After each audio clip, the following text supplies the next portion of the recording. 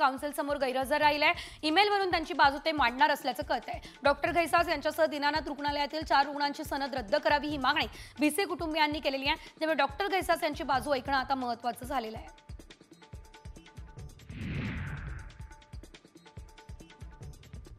पुण्यात रस्त्यांवरती खुलेआम शस्त्र दाखवून दहशत निर्माण करणाऱ्या गुंडांवर वचक बसवण्यासाठी पोलिसांनी या दरम्यान आपण जर बघितलं तर कृती आराखडा तयार केला असल्याचं देखील बघायला मिळते।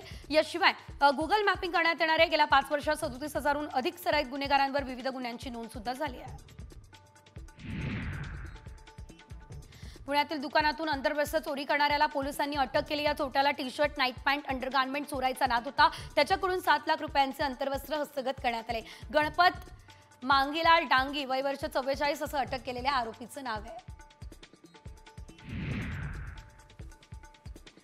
मावळच्या शिरगावमधील कामगारांना पंख्याला गळफास घेत आत्महत्या केली। 3 दिवसांनंतर दुर्गंधी येत असल्यानं नागरिकांनी शिरगाव पोलिसांना कळवलं। शवविच्छेदनासाठी मृतदेह तळेगाव रुग्णालयामध्ये पाठवण्यात आलेला आहे। याशिवाय मात्र आत्महत्येचं कारण अद्याप कळू शकलेलं नाही।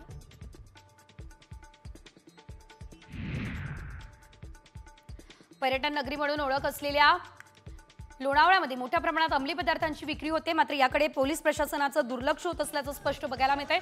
तर या दरम्यान आता पोलिसांच्या निषेधार्थ लोणावळा पोलीस ठाण्यावरती निषेध मोर्चा, आक्रोश मोर्चा काढण्यात आले।